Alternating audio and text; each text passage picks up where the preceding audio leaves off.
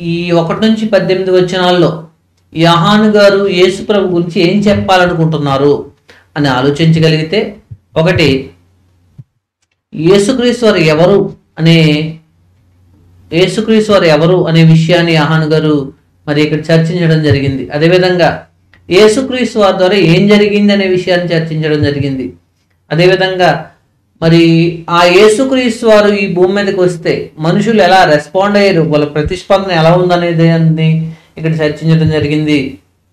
యేసుక్రీస్తు వారు నిత్యత్వంలో ఏమై ఉన్నాడు, భూలోకంలో ఎలా ఉన్నాడు అనే విషయాన్ని కూడా ఇక్కడ మరి యోహాను గారు ప్రస్తావించడం జరిగింది.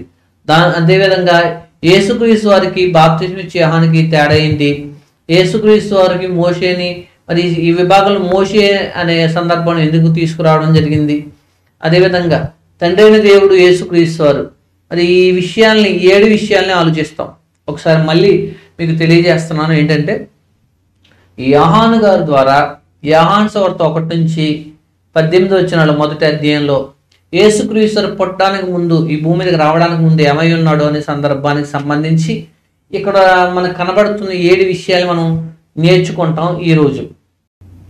ప్రభువైన యేసుక్రీస్తు నామంలో దేవుని క్రీస్తు సంఘం కొమ్ముచిక్కల వారి ద్వారా నిర్వహించబడుతున్న యేసుక్రీస్తు వారి జీవితం 4 సువార్త పుస్తకాల సమగ్ర అధ్యయనం అనే కార్యక్రమాన్ని చూస్తున్న మీ అందరికీ వందనాలు తెలియజేస్తున్నాను. సహోదరులరా, మన ప్రభువైన యేసుక్రీస్తు వారి జీవితాన్ని గురించిన అధ్యయనం ఎంత విశిష్టమైనదో, ఎంత ప్రాముఖ్యమైనదో అనే విషయాన్ని మనం గడిచిన తరగతుల్లో నేర్చుకోవడం జరిగింది. దానిలో భాగంగా యేసుక్రీస్తు వారి జీవితాన్ని అధ్యయనం చేయడానికి 4 సువార్త పుస్తకాల్లో ఉన్న సందర్భాలను 7 ప్రధాన భాగాలుగా చేయడం జరిగింది.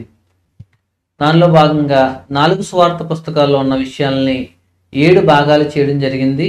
అది మొదటిదిగా యేసుక్రీస్తు వారు పుట్టడానికి ముందు ఆయన ఏమై ఉన్నాడు, తర్వాత యేసుక్రీస్తు వారి జననం బాల్యం, తర్వాత యేసుక్రీస్తు వారి పరిచర్య ప్రారంభం, మొదటి పస్కా నుండి 2వ పస్కా వరకు, 2వ పస్కా నుండి 3వ పస్కా వరకు, 3వ పస్కా నుండి బేతనీయ వరకు, చివరిగా 7వది యేసుక్రీస్తు వారి శిలువ మరణం పునరుద్ధానం. 4 సువార్త పుస్తకాల్లో మరి 7 ప్రాముఖ్యమైన భాగాలు మనకు కనబడతాయి. 7 ప్రాముఖ్యమైన భాగాల గురించిన పరిచయాన్ని మనం గడిచిన తరగతుల్లో చూసాం. అయితే ఈరోజు మరి యేసుక్రీస్తు వారు పుట్టడానికి ముందు ఆయన ఏమై ఉన్నాడు అనే ఒక గొప్ప ప్రాముఖ్యమైన అవసరమైన సందర్భాన్ని సువార్తికులు, ముఖ్యంగా యోహాను గారు రాయడం జరిగింది. మరి యేసుక్రీస్తు వారు పుట్టడానికి ముందు, ఈ భూమి మీదకి రావడానికి ముందు ఆయన ఏమై ఉన్నాడు అని తెలియజేసే ఒక అద్భుతమైన సందర్భమే యోహాను సువార్త. మరి మొదటి అధ్యాయం 1-18 వచనాల్లో ఉన్నాయని మనం గత బైబిల్ తరగతిలోనే పరిచయం చేసుకోవడం జరిగింది. దానికి సంబంధించి ఈ యోహాను సువార్త పుస్తక రచయిత అయిన మరి అపోస్తులుడైన యోహాను, జెబెదయి కుమారుడైన యోహాను గారు మరి ఆయన రాసిన ఈ పుస్తకం యోహాను సువార్త యొక్క ఉద్దేశం కూడా మనం నేర్చుకోవడం జరిగింది. యేసుక్రీస్తు వారు దేవుని కుమారుడిని నమ్మి ఆయన నామందు విశ్వాసం ఉంచి జీవం పొందడానికి ఈ సంఘటనలు రాయబడ్డాయి. మరి యోహాను సువార్త తను అందుకే రాశాడని యోహాను గారు స్పష్టంగా తెలియజేశారు. అయితే సహోదరులారా, ఈరోజు ఈ యోహాను సువార్త మొదటి అధ్యాయం 1-18 వచనాల్లో మనం ఏం నేర్చుకోబోతున్నామో, మరి యోహాను గారి ద్వారా దేవుడు ఏం రాయించాడో ఒకసారి మనం ఆలోచించుకొని ముందుకు వెళ్దాం. ఇది క్రైస్తవ విశ్వాసానికి సంబంధించిన ప్రాముఖ్యమైన భాగాలు ఇది కూడా ఒకటి. మరి ఈ రోజుల్లో యేసుక్రీస్తు వారి దేవత్వం మీద దాడి చేయడానికి క్రైస్తవేతరులే కాకుండా క్రైస్తవులైన వారు కూడా పూనుకోవడం బాధాకరం. అయితే సహోదరులారా, దేవుని వాక్యాన్ని పరిశీలిస్తే ఖచ్చితంగా యేసుక్రీస్తు వారు దేవుడని, దేవత్వం కలిగిన వాడని అర్థం చేసుకోగలం అనడంలో ఎటువంటి సందేహం లేదు. ఎందుకు అంటే మరి దానికి ముఖ్యమైన భాగంగా యోహాను సువార్త 1-18 వచనాల్లో ఏం రాయబడి ఉందో చూద్దాం. మరి ఈ 1-18 వచనాల్లో మనం నేర్చుకోబోయే కొన్ని ప్రాముఖ్యమైన విషయాలు ఉన్నాయి. అవి ఏంటి అంటే, మొట్టమొదటిగా ఒకసారి యోహాను సువార్త మొదటి అధ్యాయము మొదటి వచనం ఒకసారి మనం దగ్గరున్న బైబిల్ని ఓపెన్ చేసి చూడగలిగితే, ఆదియందు వాక్యము ఉండెను, వాక్యము దేవుని యొద్ద ఉండెను, వాక్యము దేవుడై ఉండెను. ఇక్కడ యోహాను గారు ప్రభుని యేసుక్రీస్తు వారి గురించిన అద్భుతమైన పరిచయాన్ని ఇవ్వడం జరిగింది. మరి యేసుక్రీస్తు వారి జీవిత అధ్యయనంలో భాగంగా పుట్టడానికి ముందు ఆయన ఏమై ఉన్నాడు అని యోహాను గారిని అడిగితే, ఆయన ద్వారా పరిశుద్ధాత్మ ప్రేరణ ద్వారా మరి రాయబడిన సంగతి ఏంటంటే, ఆదియందు వాక్యము ఉండెను, వాక్యము దేవుని యొద్ద ఉండెను, వాక్యము దేవుడై ఉండెను, ఆ వాక్యము కృపాశక్తి సంపూర్ణుడిగా మన మధ్య నివసించునని యోహాను గారు ఈ విభాగంలో తెలియజేయడం జరిగింది. అంటే మరి ఈ 1 నుంచి 18 వచనాల్లో యోహాను గారు యేసు ప్రభు గురించి ఏం చెప్పాలనుకుంటున్నారు అని ఆలోచించగలిగితే, ఒకటి, యేసుక్రీస్తు వారు ఎవరు అనే విషయాన్ని యోహాను గారు మరి ఇక్కడ చర్చించడం జరిగింది. అదేవిధంగా యేసుక్రీస్తు వారి ద్వారా ఏం జరిగింది అనే విషయాన్ని చర్చించడం జరిగింది. అదేవిధంగా మరి ఆ యేసుక్రీస్తు వారు ఈ భూమి మీదకి వస్తే మనుషులు ఎలా రెస్పాండ్ అయ్యారు, వాళ్ళ ప్రతిస్పందన ఎలా ఉందనేది ఇక్కడ చర్చించడం జరిగింది. యేసుక్రీస్తు వారు నిత్యత్వంలో ఏమై ఉన్నాడు, భూలోకంలో ఎలా ఉన్నాడు అనే విషయాన్ని కూడా ఇక్కడ మరి యోహాను గారు ప్రస్తావించడం జరిగింది. అదేవిధంగా యేసుక్రీస్తు వారికి బాప్తిస్మం ఇచ్చే యోహానుకి తేడా ఏంటి, యేసుక్రీస్తు వారికి మోషేని మరి ఈ విభాగంలో మోషే అనే సందర్భాన్ని ఎందుకు తీసుకురావడం జరిగింది, అదేవిధంగా తండ్రి అయిన దేవుడు యేసుక్రీస్తు వారు, మరి ఈ 7 విషయాల్ని ఆలోచిస్తాం. ఒకసారి మళ్ళీ మీకు తెలియజేస్తున్నాను. ఏంటంటే యోహాను గారి ద్వారా యోహాను సువార్త 1 నుంచి 18 వచనాలు మొదటి అధ్యాయంలో యేసుక్రీస్తు పుట్టడానికి ముందు, ఈ భూమి మీదకి రావడానికి ముందు ఏమై ఉన్నాడు అనే సందర్భానికి సంబంధించి ఇక్కడ మనకు కనబడుతున్న 7 విషయాలు మనం నేర్చుకుంటాం ఈరోజు. అయితే వాస్తవానికి యోహాను సువార్తలో ఈ విభాగాన్ని చదివిన తర్వాత యోహాను గారు ఇన్ని విషయాలను టచ్ చేశారు అక్కడ, అంటే ఇన్ని విషయాల గురించి వివరణ ఇచ్చారు. సో ఈ 18 వచనాలని మనం విశ్లేషించి అర్థం చేసుకోగలిగితే, అంటే మీరు అర్థం చేసుకోవడానికి వీలుగా మరి చెప్పడానికి నేను ప్రయత్నం చేస్తాను దేవుని కృపను. అయితే ఈ 7 విషయాలను కూడా నేర్చుకోవడానికి ప్రయత్నం చేద్దాం. వాస్తవానికి యోహాను గారి ఉద్దేశం ఏమై ఉంది, ఆయన ఉపయోగించిన పదజాలం కానీ లేకపోతే ఆయన రాసిన పోలికలు వర్ణనలు కానీ అసలు యేసుక్రీస్తు వారిని ఏమని చెప్పడానికి యోహాను గారు ఈ విభాగాన్ని రాశారు అనేది మనం చూడగలుగుతాం. అయితే ఈ విభాగం మన ఈ ఎపిసోడ్ కంప్లీట్ అయ్యేసరికి మనం దేవుడు యోహాను గారి ద్వారా ఏ ఉద్దేశంతో అయితే ఈ వచనాలు రాయించాడో దాన్ని అర్థం చేసుకొని ఒక కన్క్లూజన్కి, ఒక అర్థవంతమైన మరి సత్యాన్ని మనం గుర్తించగలుగుతాం. అదేంటనేది ఒక్కొక్కటిగా చూద్దాం. ముందుగా ఈ 18 వచనాలు మనం బాగా చదవగలిగితే, అధ్యయనం చేయగలిగితే, వాస్తవానికి ఈ రోజుల్లో కొంతమంది బైబిల్ని అపార్థం చేసుకునే వారు ఏమైనప్పటికీ కూడా మరి ఈ విభాగాలను తీసుకుని, అంటే ఈ మొదటి అధ్యాయం యోహాను సువార్తలో ఉన్న ఈ భాగాన్ని తీసుకొని రకరకాల భాష్యాలు చెప్పడం మొదలు పెడుతున్నారు. ఏదేమైనప్పటికీ కూడా యేసుక్రీస్తు వారి గురించి ఈ విభాగం ఎటువంటి సందేశాన్ని ఇస్తుందో మనం చూడగలిగితే ఒక్కసారి మనం ఫాలో అవుదాం. యోహాను సువార్త మొదటి అధ్యాయం 1 నుంచి 18 వచనాలు దగ్గర పెట్టుకొని మరి అందరూ కూడా ఈ విభాగాన్ని చాలా జాగ్రత్తగా పరిశీలించినట్లయితే అనేక ఆత్మీయ సత్యాలు మనం నేర్చుకోగలుగుతాం. అయితే సహోదరులారా, చాలామంది క్లెయిమ్ చేస్తున్నట్టుగా మరి భాషని, భావాల్ని, రకరకాల ఉద్దేశాల్ని మరి యేసుక్రీస్తు వారి దేవత్వాన్ని తగ్గించడానికి, యేసుక్రీస్తు వారు దేవుడు కాదు కేవలం మనిషి అని చెప్పడానికి ప్రయత్నించే వాళ్ళందరూ కూడా సాహసం చేస్తున్నారని చెప్పాలి. వారి నిత్య జీవితానికి అదో పెద్ద ప్రమాదకరంగా మరి మారిపోయే ప్రమాదం ఉంది. కాబట్టి సహోదరులారా, ఒకసారి ఓపెన్ మైండ్తో ఈ వచనాల్ని ఆలోచించగలిగితే వాస్తవానికి యేసుక్రీస్తు వారు ఏమై ఉన్నారు అనేది మనకి బయలుపరచబడుతుంది. మొట్టమొదటిగా యేసుక్రీస్తు వారు ఎవరని యోహాను గారు ఈ 18 వచనంలో ఈ పదాలను ఉపయోగించారో మనం చూడగలిగితే, నెంబర్ 1 మొదటి అధ్యాయం మొదటి వచనంలో ఆయన ఆదియందు వాక్యం ఉండెను. యేసుక్రీస్తు వారు ఎవరు అని చెప్పడానికి యోహాను గారు ఏమని పరిచయం చేశారంటే వాక్యం. ఎవరాయన అంటే ఆదియందు వాక్యం ఉండెను. వాక్యం అంటే సాదా సీదా శబ్దానికి సంబంధించిన పదజాలాన్ని అక్కడ ఉపయోగించలేదు. లోగోస్, ఈ సృష్టికి కారణమైన వాడు, ప్రాముఖ్యమైన వాడు అనే అర్థాన్ని ఇచ్చేలాగా మరి ఒక చక్కని పదాన్ని యేసుక్రీస్తు వారిని ఉద్దేశించి రాయడం జరిగింది. అదేవిధంగా ఇక్కడ భాష ఒకసారి మనం ఆలోచించగలిగితే కేవలం భాష మీదే ఆధారపడితే, అంటే కేవలం ఈ రోజుల్లో హెబ్రీ భాష, గ్రీకు భాష, సో రకరకాల భాషల మీద ఆధారపడుతూ మేము దీంట్లో పండితులం అని చెప్పుకునే వాళ్ళు మాత్రమే సత్యం చెప్పగలరు, వాళ్ళకి మాత్రం యేసుక్రీస్తు వారి గురించి సరైన జ్ఞానం తెలుస్తుంది అనుకునే వాళ్ళు పొరపాటు చేస్తున్నట్టే. ఎందుకంటే యేసుక్రీస్తు వారి సమకాలికులు హెబ్రీ పండితులు, గ్రీకు పండితులు కూడా ఆయన తృణీకరించిన వాళ్ళు ఉన్నారు. వాళ్ళకి మరి స్వయంగా ఏ భాషలో అయితే బైబిల్ రాయబడిందో అదే భాషలోనే రాయబడిన ప్రారంభ ప్రతులు కూడా అందుబాటులో ఉన్నాయి. ఇక్కడ యేసుక్రీస్తు వారిని అర్థం చేసుకోవడానికి, ఆయనని అనుసరించడానికి దేవుని సహాయం కావాలి, దేవుడి మాటలకి పరిపూర్ణ విధేయత కావాలి. లేకపోతే సహోదరులారా, మన కళ్ళ ముందు కనబడుతున్న వచనాలను కూడా అపార్థం చేసుకునే పరిస్థితి ఉంటుంది. అదేవిధంగా నానా రకాల అన్ని బోధల చేత త్రిప్పబడి నేను ఏదో క్రొత్త తెలుసుకున్నాను, ఎప్పుడు క్రొత్త తెలుసుకోవాలనే ఉద్దేశంతోనే మనం ముందుకు వెళ్ళాలి అని అనుకుంటే స్థిరమైన అసలైన వాస్తవమైన సత్యాల్ని తృణీకరించిన వాళ్ళం అవుతాం. అయితే ఇక్కడ యేసుక్రీస్తు వారు ఎవరు అని యోహాను గారు పరిచయం చేశారంటే వాక్యం. ఆ వాక్యం ఎవరు అంటే ఆదియందు వాక్యం ఉండెను, వాక్యము దేవుని యొద్ద ఉండెను, వాక్యము దేవుడై ఉండెను.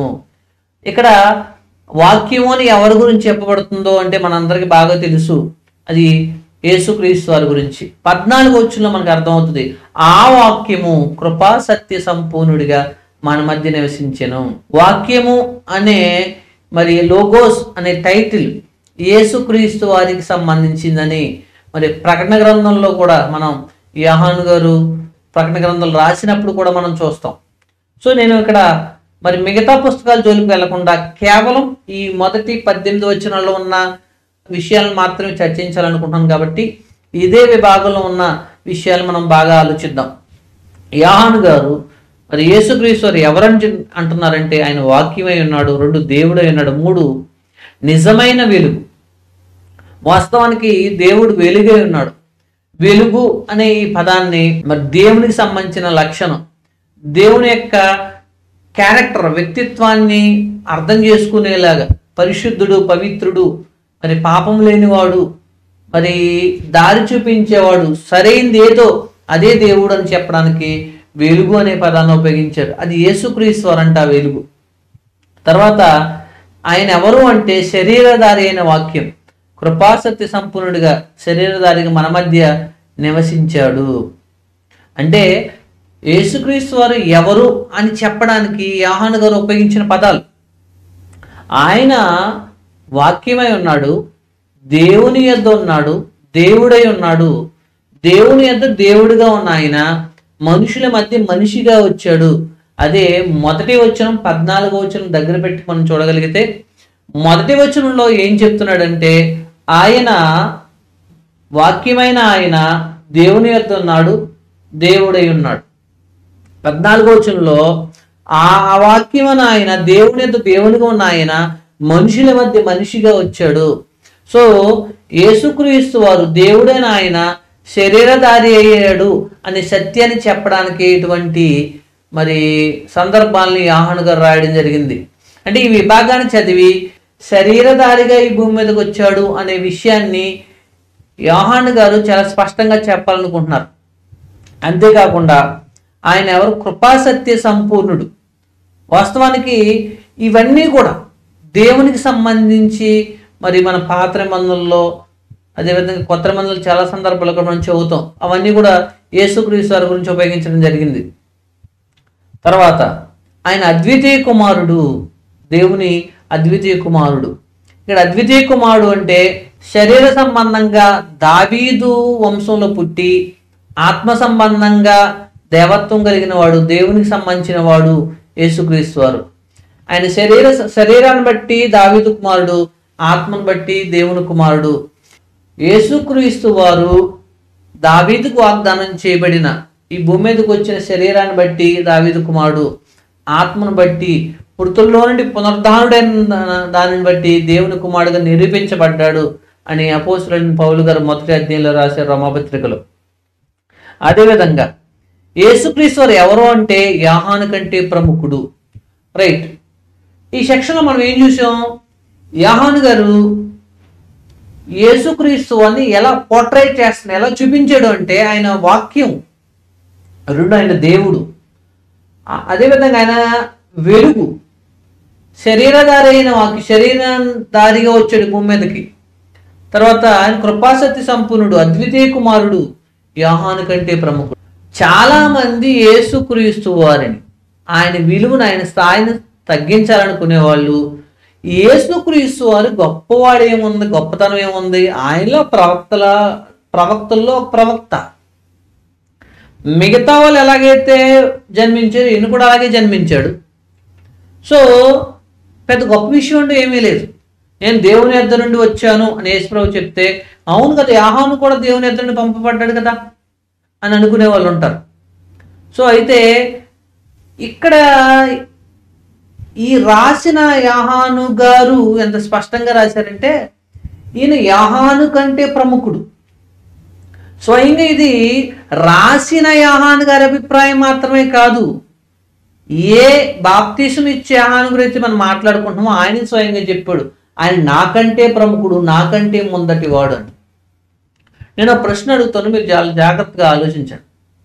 యోహాను గారు ఏ విషయంలో, ఒకవేళ యేసుక్రీస్తు వారు మనిషి అయితే ఈయన యోహాను కంటే ఎలా గొప్పవాడు అవుతాడు? యూదా గోత్రం కంటే, మరి యూదా గోత్రంలో పుట్టిన ఈయన కంటే, మరి లేవి గోత్రంలో పుట్టి యాజకత్వం చేసే వంశంలో పుట్టిన యోహాను గారు ఇంకెంత గొప్పవాడు అవుతాడు శరీరాన్ని బట్టి చూస్తే? మరి అతి చిన్న వయసులోనే ఖడ్గము చేత చంపబడి పౌరుషంగా దేవుని పని చేసిన యోహాను గారు గొప్పోడు కదా. సో ఒకవేళ మనిషిగా పోలిస్తే, ఒకవేళ యోహాను ఒక మనిషి, యేసుప్రభు ఒక మనిషి అని అనుకుంటే, యేసుక్రీస్తు వారు యోహాను కంటే ఎలా గొప్పవాడు అవుతాడు, ఎలా మొదటివాడు అవుతాడు? సో పైగా ఒక అద్భుతమైన స్టేట్మెంట్ ఇచ్చాడు యోహాను గారు. ఆయన చెప్పుల వారిని ముట్టుకున్నట్టు కూడా నేను యోగ్యుని కాదు. నీకంటే అంటే యోహాను బాప్తిసం ఇచ్చే యోహాను కంటే ఈయన కంటే సుమారు 6 నెలల్లో చిన్నవాడు ఖచ్చితంగా యేసుక్రీస్తు వారు. మరి ఆ చిన్నవాడైన ఈయన మొదటివాడు ఎలా అవుతాడు? ఆ చిన్నవాడైన ఈయన గొప్పవాడు ఎలా అవుతాడు? ఒకవేళ మనిషి అయితే ఆలోచించాలి మనం. కాబట్టి ఖచ్చితంగా యేసుక్రీస్తు వారు యోహాను కంటే ప్రముఖుడు, గొప్పవాడు, ఎందుకంటే ఆయన దేవత్వం కలిగిన వాడు.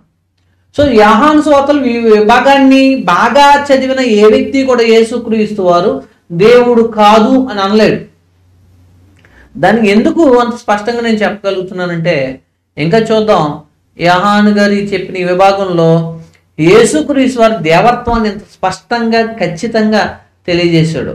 సో నా ఉద్దేశం ఏంటంటే, విశ్వాసులకు అర్థం కాని సామాన్య జనులు అర్థం చేసుకోలేని కొత్త కొత్త పదాలు లేకపోతే ఏదో ఉపయోగించి మరి కన్ఫ్యూజ్ చేయడం కాదు. ఏ విభాగం అయితే మన బైబిల్లో రాయబడిన దాన్నే బాగా అధ్యయనం చేసి అర్థం చేసుకోగలిగితే చాలు. ఒకవేళ దేవుడు మన చేతులకి ఏ వాక్యాన్ని అందించాడో ఆ వాక్యం ద్వారానే దానిని చదివి అర్థం చేసుకుని యేసుక్రీస్తు విశ్వాసం ఉంచేలానే ఆయన రాయించాడు. సో దాన్ని మనం కొంచెం కష్టపడి దేవుని కృప వల్ల నేర్చుకోగలిగితే ఖచ్చితంగా మనం సరైన జ్ఞానాన్ని పొందగలుగుతాం. దీనికి మరి గొప్ప గొప్ప పాండిత్యమో లేకపోతే గొప్ప గొప్ప వాళ్ళని పిలవబడే హోదాలో అవసరం లేదు. సో నా ఉద్దేశం అదే, ప్రతి క్రైస్తవుడికి సామాన్యులకి అర్థమయ్యే భాషలో సామాన్యులకి అందుబాటులోకి బైబిల్ని తీసుకువెళ్ళాలి. ఎందుకు అంటే ఈరోజు రకరకాల సిద్ధాంతాల పేరిట మరి క్రైస్తవ్యంలో ఉన్న చాలామంది గలిబిలి చేయడానికి ప్రయత్నించే వాళ్ళే తప్ప మరి సరళంగా మరి దేవుని వాక్యాన్ని అందించడానికి ప్రయత్నించే వాళ్ళు లేరు. రైట్ సహోదరులారా, మొట్టమొదటిగా మనం యేసుక్రీస్తు వారు ఎవరో చూసాం.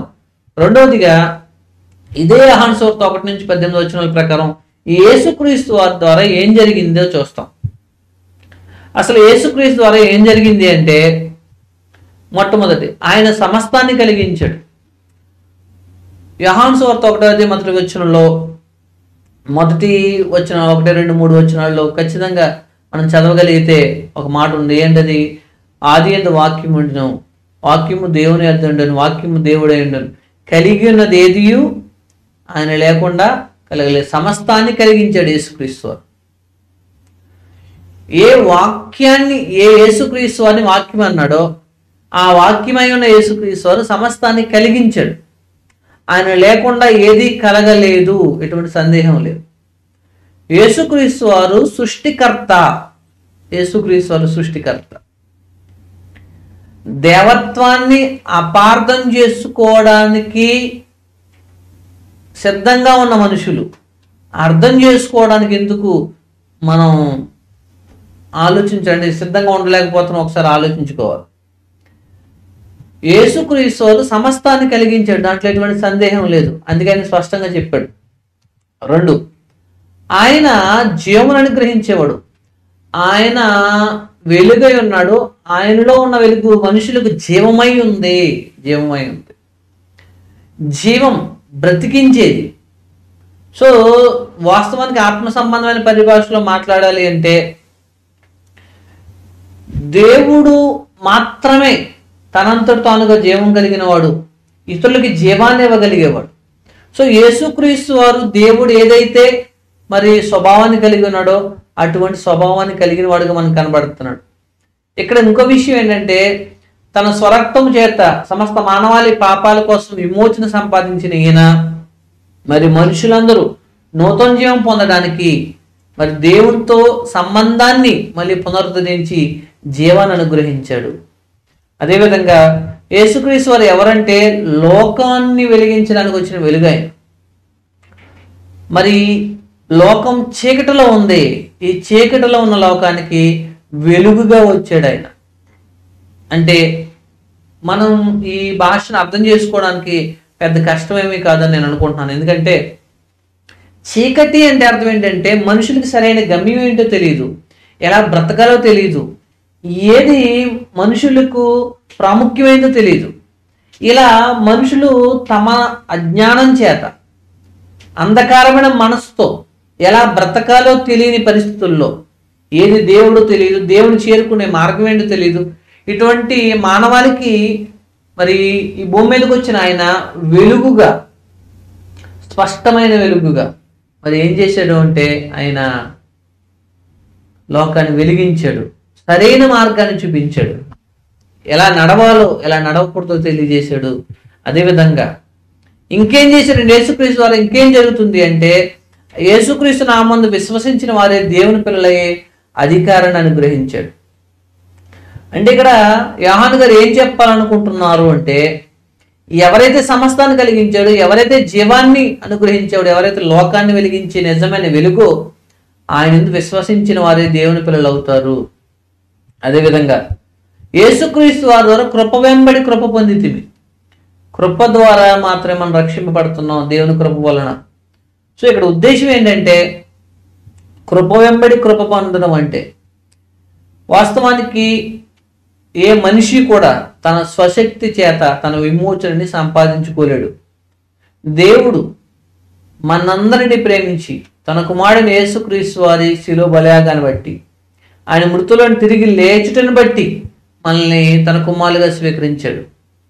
అదేవిధంగా నిత్యత్వాన్ని చేరుకోవడానికి దేవుడు పరిశుద్ధాత్మ వరాన్ని, అదేవిధంగా దేవుని వాక్యాన్ని, సంఘం అనే ఆయన రాజ్యాన్ని, స్వార్థికుల్ని, అనేక అవకాశాలని, ఈవులను అనుగ్రహించి దేవుడు మనల్ని కాపాడుతున్నాడు, రక్షిస్తున్నాడు, పోషిస్తున్నాడు తన వాక్యంతో. సో ఇవన్నీ కూడా జరగడానికి యేసుక్రీస్తు వారు ఆయన ద్వారా వీడు కృప వెంబడి కృప పొందుతున్నాం మనం యేసుక్రీస్తు వారి ద్వారా. అదేవిధంగా ఈయన కృపాసత్య సంపూర్ణుడు అనే పదం అని చూడండి. కృపాసత్యం కారణం. వాస్తవానికి కృప అనే పదం ధర్మశాస్త్రానికి ఆపోజిట్గా ఎక్కువ రోమపత్రికలో ఉపయోగించబడింది. అంటే ఏ క్రియల వల్ల మనం దేవుని చేరుకోలేమో, ఏ ధర్మశాస్త్ర సంబంధమైన క్రియల వల్ల దేవుని చేరుకోలేమో, దానికి బదులుగా దేవుడు తన కృప చేతే మనం ఆయన చేరుకునే అవకాశం కల్పించాడు. అదేవిధంగా సర్వసత్యాన్ని, తాత్కాలికమైన యేసుక్రీస్తు వారి దగ్గరికి నడిపించడానికి అవసరమైన వాటినన్నిటిని తీసివేసి సర్వసత్యాన్ని అనుగ్రహించాడు. అది కూడా యేసుక్రీస్తు వారి ద్వారా జరిగింది. అదేవిధంగా ఈయన చేసిన ఇంకో పని ఏంటంటే తండ్రిని బయలుపరిచాడు. అదే 18వ వచనంలో మనం చూస్తాం, ఈయనే తండ్రిని బయలుపరిచాడు అని. ఏ మనుషుడు దేవుని చూడలేదు, ఆయన రొమ్మున ఆనుకునే అద్వితీయ కుమారుడు యేసుక్రీస్తు వారే తండ్రిని బయలుపరిచాడు అని మనం చూస్తాం. సహోదరులారా, ఈ విభాగంలో మనం ఏం చూసాం? యేసుక్రీస్తు ద్వారా ఏం జరిగింది? సమస్తాన్ని కలిగించడం ఆయన సృష్టికర్త, దేవుడు మాత్రమే చేయగలిగే పని అది. అదేవిధంగా జీవాన్ని అనుగ్రహించడం, లోకాన్ని వెలిగించడం. సో ఇవన్నీ కూడా యేసుక్రీస్తు వారి ద్వారా ఏం జరిగిందని యోహాను గారు తెలియజేశారు మనం చూసాం. యేసుక్రీస్తు వారు ఎవరని చెప్పడంలో ఆయన ఉపయోగించిన పదాలు, సందర్భాలు కూడా యేసుక్రీస్తు వారి దేవత్వాన్ని స్పష్టంగా నొక్కి చెప్తున్నాయి. యేసుక్రీస్తు ద్వారా ఏం జరిగింది అని చెప్పడానికి యోహాను గారు రాసిన వచనాలు కూడా ఆయన యేసుక్రీస్తు వారి దేవత్వాన్ని స్పష్టం చేస్తున్నాయి. అదేవిధంగా యేసుక్రీస్తు ఎడల మనుషుల ప్రతిస్పందన ఎలా ఉంది? యోహాను గారు ఈ విభాగంలో మరి యేసుక్రీస్తు వారు వాక్యమై ఉన్న ఆయన మనుషుల మధ్యకి వస్తే మనుషులు ఎలా రెస్పాండ్ అయ్యారు అని చెప్తున్నాడు. చూద్దాం. ఒకటి, చీకటి వెలుగైన యేసుక్రీస్తు అని గ్రహింపకుండా 5వ వచనం. లోకం చీకట్లో ఉంది, చీకట్లో ఉన్న లోకం వెలుగైన యేసుక్రీస్తు అని గ్రహింపకుండా. తర్వాత లోకం లోకమాయన మూలంగా కలిగెను, కానీ లోకమాయనను తెలుసుకోలేదు. 10వ వచనం. సో ఇవన్నీ ఏం చెప్తున్నాడు దేవుడు మనకి అంటే, లోకాన్ని సృజించిన యేసుక్రీస్తు వారిని ఏ లోకంలోకి వచ్చాడో ఆ లోకంలో ఉన్న మనుషులు ఆయన తెలుసుకోలేకపోయారు, గ్రహించలేకపోయారు, అర్థం చేసుకోలేకపోయారు. స్వకీయులైన యూదులు యేసుక్రీస్తు వారిని అంగీకరించలేదు. ఈ భూమి మీదకి దేవుడైన యేసుక్రీస్తు వారు, వాక్యమైన ఆయన ఈ భూమి మీదకి శరీరం ధరించుకుని వస్తే ఎవరికైతే యేసుక్రీస్తు వారు ఏ జాతిలో అయితే పుడతాడని వాగ్దానం చేశాడో వారే, యూదులైన వారే కూడా యేసుక్రీస్తు వారిని అంగీకరించలేదు. సో ఇవన్నీ ఎందుకు చెప్తున్నాడో మీకు అర్థమవుతుంది. చూద్దాం చివరిలో. అద్వితీయ కుమారుని మహిమలే మనము యేసుక్రీస్తు వారి మహిమను కనుగొంటుమి. సో మొదటి 3 పాయింట్లో కూడా నెగిటివ్గా, అంటే చీకటి యేసుక్రీస్తు వారిని గ్రహించలేదు, లోకం ఆయన తెలుసుకోలేదు, యూదులు కూడా అంగీకరించలేదు అని చెప్పిన తర్వాత యేసుక్రీస్తు వారికి పాజిటివ్గా రెస్పాండ్ అయిన వాళ్ళు కూడా ఉన్నారు. వాళ్ళు మొదటి శతాబ్దపు క్రైస్తవులు, శిష్యులు, అపోస్తులు. మరి ఇప్పుడు మనం కూడా యేసుక్రీస్తు వారిని కనుగొన్నాం అద్వితీయ కుమారుడిగా. సో అదేవిధంగా ఇంకో రెస్పాండ్ అయ్యాడు కరెక్ట్గా యేసుక్రీస్తు వారి గురించి. యోహాను గారు, బాప్తిస్మం ఇచ్చే యోహాను గారు యేసుక్రీస్తు వారి గురించి సాక్ష్యం చెప్పారు. నాకంటే ప్రముఖుడు, నాకంటే మొదటివాడు, ఆయన చెప్పుల వారిని కూడా ముట్టుకోవడానికి అర్హత లేని వాడు అని చెప్పాడు. సో ఇక్కడ విషయం ఏంటంటే, యోహాను గారు యేసుక్రీస్తు వారిని కూర్చిన ప్రతిస్పందనలు ఎందుకు రికార్డ్ చేశాడంటే, దేవత్వం కలిగిన ఆయన శరీరధారిగా ఈ భూమి మీదకి వస్తే ఎవరికి యేసుక్రీస్తు వారు బాగా అవసరమో ఆ లోకము, ఆ పరిస్థితి, చీకటి, పాపం అనే పరిస్థితి, ఆ లోకం, ఆ మనుషులు స్వయంగా ఆయన భౌతిక సంబంధంగా స్వకీయులైన వారు యూదులు కూడా అంగీకరించలేదు. సో ఏం చెప్పాలనుకున్నాడంటే, ఎలా పోర్ట్రేట్ చేయాలనుకున్నాడంటే, అంత గొప్ప ఆయన మీ దగ్గరకు వస్తే మీరు స్వీకరించలేకపోయారు అని. సో ఇది కూడా యేసుక్రీస్తు వారి దేవత్వాన్ని తెలియజేయడానికి. ఒక సాధారణమైన మనిషిగా యేసుక్రీస్తు వారిని ఇక్కడ యోహాను గారు చూపించాలనుకోవట్లేదు. సాక్షాత్తు వాక్యమైన ఆయన, దేవుడైన ఆయన, దేవుని యొద్ద ఆయన శరీరధారిగా ఈ భూమి మీదకి వస్తే స్వీకరించలేదు మనుషులు. అందరూ కాదు, ఎక్కువ శాతం మంది స్వీకరించలేదు. అయితే కొద్దిమంది యేసుక్రీస్తు వారిని దేవుని అద్వితీయ కుమారుడిగా గుర్తించి స్వీకరించడం జరిగింది. అదేవిధంగా ఆనాటి ప్రపంచంలో యేసుక్రీస్తు వారి సమకాలికుడు అని యోహాను గారు ఒక వెలుగు వెలిగాడు. మరి అనేక మంది శాస్త్రులు, పరిచయులు, యూదుల మత పెద్దలు మరి ఆనాటి సమాజం ఆ వెలుగులో కొంతకాలం ఉండడానికి ఇష్టపడ్డారు. యోహాను గారిని ఫాలో అయిన వాళ్ళు ఉన్నారు.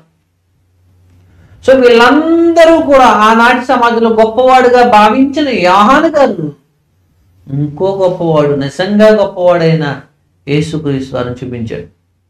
సో యోహాను గారి రెస్పాన్స్ ఏం తెలియజేస్తుందంటే, ఇదిగో యేసుక్రీస్తు వారు దేవత్వం కలిగిన వాడు, ఎందుకంటే నాకంటే గొప్పవాడు.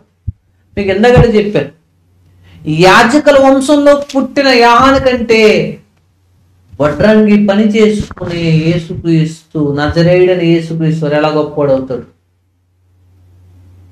ఒకవేళ ఆయన వడ్రంగి పని చేసుకున్న నజరేయుడని యేసు అయితే మాత్రమే, అది మాత్రమే అయి ఉంటే యోహాను కంటే ఎట్టి పరిస్థితుల్లో గొప్పవాడు అవడానికి అవకాశం లేదు. ఎందుకంటే ఈయన ఎంత గొప్పవాడు అంటే ఆయన దేవత్వం కలిగిన వాడు, దేవుని అద్వితీయ కుమారుడు. కాబట్టి యోహాను గారు యేసుక్రీస్తు వారి గురించి అద్భుతమైన సాక్ష్యం ఇచ్చారు.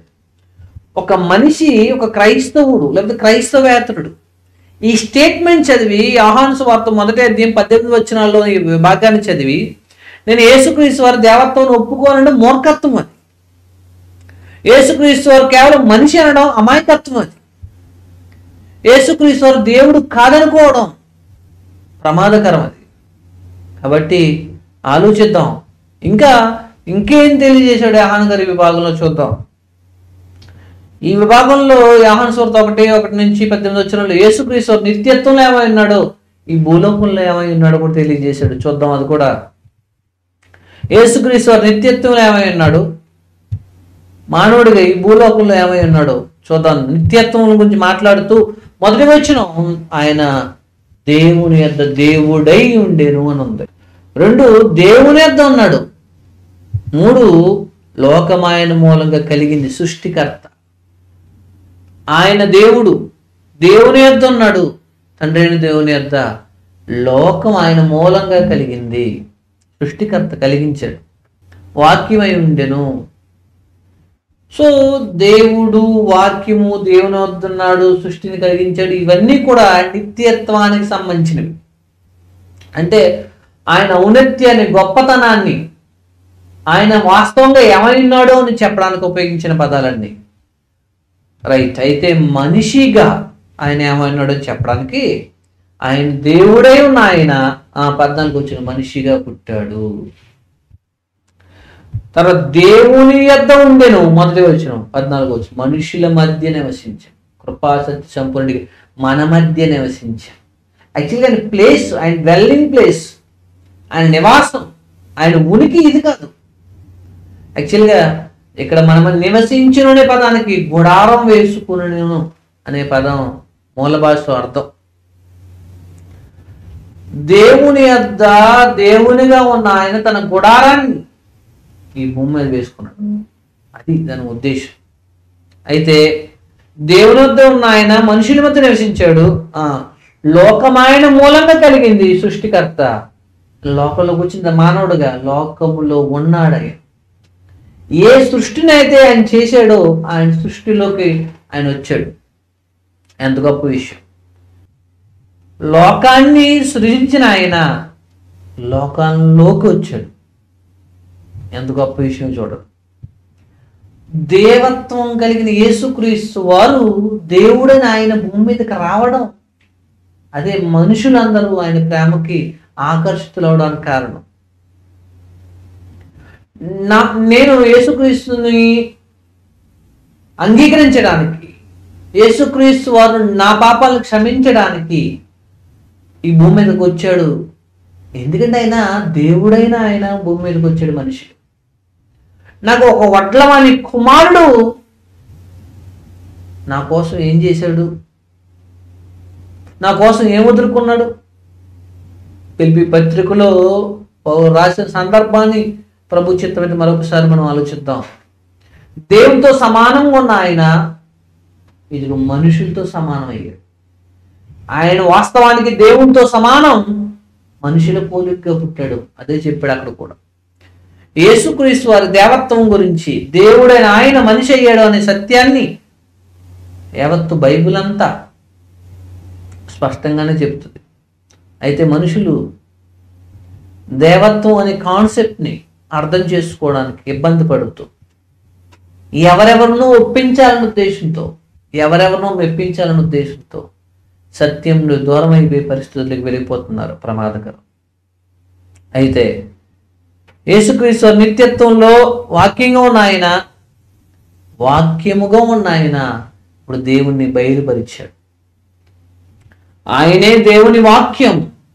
ఇప్పుడు దేవుని బయలుపరిచిన ప్రియమైన దేవుని పిల్లలారా, నిత్యత్వంలో యేసుక్రీస్తు వారు ఏమై ఉన్నారు, అది యోహాను గారు ఉద్దేశం. అది ఇది చదివి, అంటే ఈ విభాగాలను చదివి ఇలా అర్థం చేసుకోకుండా అసలు యేసుక్రీస్తు వారు దేవుడు కాదని నిరూపించడానికి ఈ వచనాలను అపార్థం చేసుకోవడానికి ప్రయత్నపడే వాళ్ళు చాలా మంది ఉంటారు. ఇప్పుడు నేను ఎంత స్పష్టంగా చెప్పాడు, ఆయన నిత్యత్వంలో దేవుడై ఉన్నాడు, మరి మనిషిగా పుట్టాడు, దేవుని యొద్ద ఉన్నాడు, మనుషుల మధ్యకి వచ్చాడు, లోకం ఆయన మూలంగా కలిగింది, అదే లోకంలోకి ఆయన వచ్చాడు, వాక్యమై ఉన్నాడు, ఇప్పుడు ఆయన తండ్రిని బయలుపరిచాడు. చాలా మంది దేవుడు పుట్టడం ఏంటంటే విడ్డూరం. దేవుడు పుట్టడం ఏంటి అంటే, దేవుడు పుట్టాలా పుట్టకూడదా, దేవుడు భూమి మీదకి రావాలా రాకూడదా అంటే ఎవరు డిసైడ్ చేస్తారు? మనం కొన్ని ప్రమాణాలు, కొన్ని కొలతలు పెట్టుకుని, ఒకప్పుడు యూదులు చేసిన తప్పే ఇప్పుడు చాలా మంది చేస్తున్నారు. మెస్సియా ఇలా ఉండాలని వాళ్ళు కొన్ని ప్రమాణాలతో, కొన్ని కొలతలతో యేసు ప్రభువును చూశారు. చెట్టవల వాళ్ళు కొలిచిన కొలతల ప్రకారం యేసు ప్రభువు లేడు అని ఒకనాడు 2000 సంవత్సరాల క్రితం ఇజ్రాయెల్ దేశములు బెత్లెహేములో పుట్టి యెరూషలేము వీధుల్లో సత్యం ప్రకటించిన మెస్సియాని తృణీకరించారు. ఇప్పుడు కూడా మనుషులు యేసు ప్రభు దేవుడైన ఆయన భూమి మీదకి శరీరధారిగా వస్తే స్వీకరించడానికి బదులుగా కొలతలు పెట్టి కొలుస్తున్నారు. ఇదిగో ఈ కొలత ప్రకారం ఈయన దేవుడు కాదు, ఈయన దేవుడు కాదు, ఈయన దేవుడు కాదు. ప్రమాణాలు నిర్ణయించడానికి, కొలతలు కొలవడానికి నువ్వెవడవు అసలు? దేవుడు తన గ్రంథంలో ఏది తెలియజేశాడో దాన్ని ఆధారంగా కన్క్లూజన్కి రావాలి. అంతేగాని మనం ఏదైతే నిర్ణయించుకున్నామో ఆ కొలతల్లో వాక్యాన్ని చూడకూడదు. వాక్యంలో ఒక సందర్భంలోనే కాకుండా అన్ని సందర్భాల్లో ఒక విషయం గురించి దేవుడు తెలియజేసిన విషయాల్ని క్రోడీకరించి అర్థం చేసుకుని ఒక కన్క్లూజన్కి రావాలి. అంతేగాని ఒక వచ్చిన సందర్భాన్ని మాత్రమే పట్టుకుని వేలాడితే ఎప్పటికీ సత్యాన్ని సరిగ్గా అర్థం చేసుకో. ఇక్కడ యేసుక్రీస్తు నిత్యత్వంలో ఏమై ఉన్నాడు, మానవుడిగా ఏమై ఉన్నాడో చూసాం.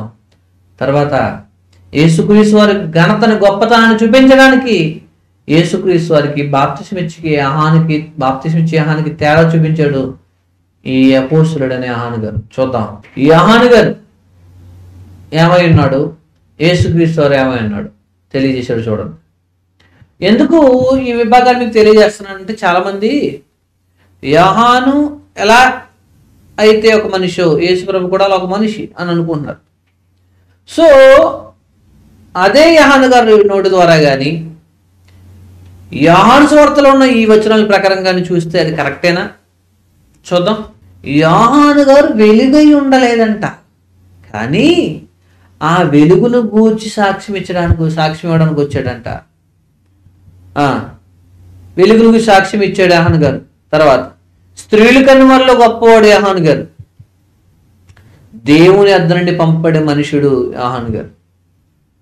చాలా మంది ఇదే వచనాన్ని తీసుకుని యేసుక్రీస్తు పరలోకం నుండి వచ్చాను, దేవుని వద్ద నుండి పంపబడ్డానంటే, యోహాను గారు కూడా అంతే కదా, దేవుని వద్ద నుండి పంపబడ్డాడు, పరలోకం నుంచి వచ్చాడంటే యేసు ప్రభువు ఏదైతే చెప్పాడో, ఏ ఉద్దేశంతో చెప్పాడో యోహాను గారు కూడా ఆ విధంగానే వచ్చాడు అనుకుంటున్నారు. అంటే యోహాను గారు దేవుడు పిలిచాడు, ఏర్పాటు చేసుకున్నాడు, అదే దేవుని వద్ద రావడం అని అనుకుంటున్నారు. మరి యేసు ప్రభు ఎవరు? చూడండి, నిజమైన వెలుగు. ఇప్పుడు యేసుక్రీస్తు వారికి యోహానుకి తేడా ఏంటి? యేసుక్రీస్తు వారికి యోహానుకి తేడా ఏంటి? చాలా మంది ఇద్దరిని ఒకటే చేసి యేసుప్రభుని తగ్గించాలనుకునే మనుషులు ఈ విభాగాన్ని చూసి ఆలోచించారు, చదివి అర్థం చేసుకో. వెలుగై ఉండలేదు అని స్పష్టంగా చెప్తున్నాడు. యోహాను ఆ వెలుగై ఉండలేదు, మరి యేసుప్రభు నిజమైన వెలుగు. యేసుక్రీస్తు వారికి యోహానుకి బాప్తిస్మిచ్చే యోహానుకి చాలా స్పష్టంగా తేడా చూపిస్తున్నాడు. చూడు.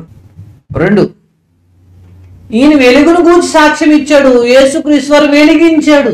యోహాను బాప్తిస్మిచ్చే యోహాను గారు సాక్ష్యం ఇచ్చారు వెలుగును గూర్చి. అంటే బాప్తిస్మిచ్చే యోహాను గారు వెలుగును సాక్ష్యం ఇవ్వడం అంటే యేసుక్రీస్తు వారి గురించి. మరి యేసుప్రభు ఏం చేశారు? వెలిగించారు. తర్వాత స్త్రీల కన్నా వాళ్ళు ఈయన గొప్పవాడైతే, యోహాను గారు స్త్రీల కన్నా వారిలో గొప్పవాడు అనే యోహాను గారు ఏం చెప్పారు తెలుసా? ఆయన నాకంటే గొప్పవాడు. ఎలాగా? ఇలా కేవలం మనిషి అయితే ఇది సాధ్యం కాదు. ఖచ్చితంగా యేసుక్రీస్తు వారు దేవత్వం కలిగిన వాడు అన్న ఉద్దేశంతోనే యోహాను గారు మాట్లాడు. ఈయన దేవుని యొద్ద నుండి పంపడం ఒక మనుష్యుడు ఉన్నాడని యోహాను గురించి ఆలోచనలో ఉంటే, దేవుని యొద్ద నుండి పంపబడిన దేవుడని యోహాను సువార్త 1:14 మనం చూస్తాం. యేసుక్రీస్తు వారికి యోహానుకి తేడా ఏంటి? యోహాను సువార్త 1:1-18 ఈ విభాగం అంతా ఒకటే చెప్తుంది. ఏంటంటే యేసుక్రీస్తు వారు దేవుడు, ఆయన దేవత్వం కలిగిన వాడు. ఆయన గురించి రాయబడిన విభాగంలో డిఫరెన్స్ చూపించాడు. ఆనాటి సమకాలికుల్లో గొప్పవాడని కీర్తింపబడిన యోహాను గారికి, యేసుక్రీస్తు వారికి. కేవలం యేసుక్రీస్తు వారు కూడా యోహాను లాంటోడైతే ఈ వచనాన్ని తప్పే కదా. యేసుక్రీస్తు వారు కూడా యోహాను లాంటి మనిషి అయితే గొప్ప విషయం ఏముంది? యోహాను గారు వెలుగు గురించి సాక్ష్యం ఇచ్చారు, మరి ఈయన కూడా వెలుగు గురించి సాక్ష్యం ఇచ్చాడని రాయబడాలి. అంటే నా ఉద్దేశం ఏంటంటే, ఏది వెలుగు ఆ వెలుగు ఈయన, ఆ వెలుగు గూర్చి సాక్ష్యం ఇచ్చిన వాడు యోహాను గారు. వాస్తవానికి ఎంత క్లియర్గా చెప్పినట్టు వెలుగై ఉండలేదు, ఆ వెలుగై ఉండలేదు అంటే యోహాను గారికి యేసుక్రీస్తుకి ప్రత్యేకంగా తేడా ఉంది. ఆయన స్వయంగా వెలుగు, దేవుడు వెలుగై ఉన్నాడు. వెలుగై ఉండేది దేవుడు మాత్రమే, ఆ గుణం దేవుడికి మాత్రమే సంబంధించి. వెలుగై ఉండడం, స్వయంగా ఆ లక్షణం పవిత్రత కలిగి ఉండడం దేవుడికి మాత్రమే సొంతం, అది యేసుక్రీస్తు వారికి సొంతం. రైట్, ఇది యోహాను గారికి యేసుక్రీస్తు వారికి తేడా. సో ఇన్ని రకాలుగా విశ్లేషించి ఎందుకు చెప్పడం జరుగుతుందంటే, ఈ సందర్భాలన్నీ కూడా ఒకటే విషయం చెప్తున్నాయి మనకి. యేసుక్రీస్తు వారు దేవుని యొద్ద నుండి వచ్చాడు, ఆయన దేవుడై ఉన్నాడు అని. అదేవిధంగా యూదులకి బాగా తెలిసిన మోషేతో యేసుక్రీస్తు అని కంపేర్ చేసాడు. చూడండి 17వ వచనంలో మోషేకి యేసుక్రీస్తు వారి కంపారిజన్ చూద్దాం. మోషే గారు ఎవరు, యేసుక్రీస్తు వారు ఎవరు చూద్దాం. ఈయన 17వ వచనం, ధర్మశాస్త్రం మోషే ద్వారా ఇవ్వబడింది. ఈ మోషే మనందరూ తెలుసు, యూదులకు తెలిసిన, ఇశ్రాయేలుకు తెలిసిన, మనందరికి బాగా తెలిసిన మరి ప్రవక్తలో గొప్పవాడు. ధర్మశాస్త్రం మోషే ద్వారా ఇవ్వబడింది. అంత గొప్ప మోషే దేవుని చూడలేదు. ఈయన ఎవరు అంటే సేవకుడు. హెబ్రీ పత్రిక 3:5-6 ప్రకారం సేవకుడు. అదే వచనాన్ని మనం బేరీ చేసుకుని యేసుక్రీస్తు వారు ఎవరైనా చూస్తే, ధర్మశాస్త్రం మోషే ద్వారా ఇవ్వబడితే కృపయు సత్యము యేసుక్రీస్తు ద్వారా కలిగింది. యేసుక్రీస్తు వారి ద్వారా కలిగింది. దేవుడు మానవులందరికీ భౌతిక సంబంధమైన ఆచార సాంప్రదాయాలతో కూడిన భౌతిక సంబంధమైన ఏ కర్మకాండలు లేని యేసుక్రీస్తు నందు విశ్వాసం ఉంచడం ద్వారా మాత్రమే పొందగలిగే నీతికి వారసులయ్యే అవకాశం ఇచ్చాడు. అది యేసుక్రీస్తు వారు తీసుకొచ్చాడు. ధర్మశాస్త్రం మోషే ద్వారా ఇవ్వబడింది. 2, ఈ దేవుణ్ణి చూడలేదైనా యేసుక్రీస్తు వారు దేవుణ్ణి చూసినవాడు. 3వ విషయం, ఆయన సేవకుడు, ఈయన కుమారుడు. మీరు ఆలోచించడానికి ఒక విషయం చెప్పమంటారా? 120 సంవత్సరాలు దేవుని సేవ కోసం, దేవుని పిల్లల కోసం ఐగుప్తు సింహాసనాన్ని, ఐగుప్తు ధనాన్ని, ఫరో కుమారుడు అనిపించుకోవడాన్ని కూడా తృణప్రాయంగా భావించి వదిలేసిన 120 సంవత్సరాల సేవా జీవితం కలిగిన ఆయన కంటే ఈ 33.5 సంవత్సరాల నజరేయుడు ఎలా గొప్పవాడవుతాడు? యేసుక్రీస్తు వారి పరిచర్య గురించి రికార్డెడ్ 3.5 సంవత్సరాలు బాప్తిసం తీసుకున్నది మొదలుకొని శిలువ మరణం పునరుద్ధానం వరకు 40 సంవత్సరాల పరిచర్య ఎక్కడ? 3.5 సంవత్సరాల పరిచర్య ఎక్కడ?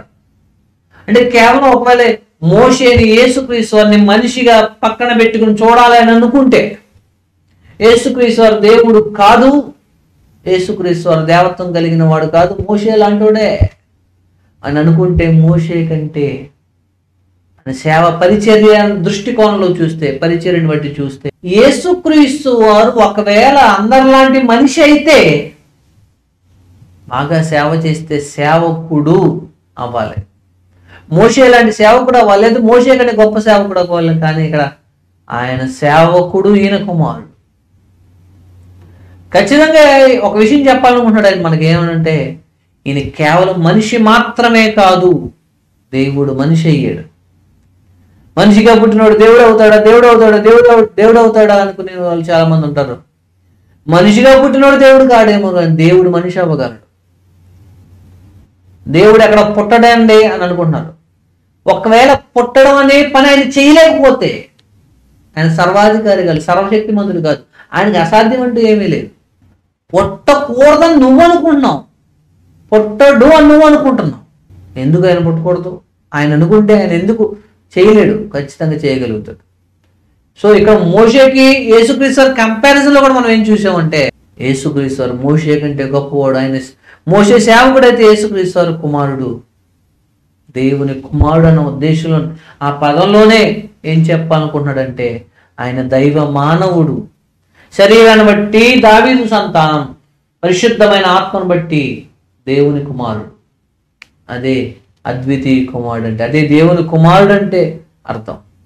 సహోదరులు, ఇప్పటి వరకు మనం ఏం నేర్చుకున్నామో ఒకసారి చూడగలిగితే, యేసుక్రీస్తు వారు ఏమై ఉన్నారో చూసాం.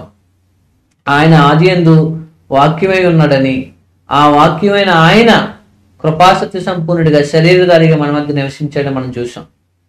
ఈయన యోహాను కంటే గొప్పవాడని, మోషే కంటే గొప్పవాడని, యేసుక్రీస్తు వారు దేవత్వం కలిగిన ఆయన ఈ భూమి మీదకి వస్తే మనుషులు ఎలా రెస్పాండ్ అయ్యారో కూడా మనం చూసాం.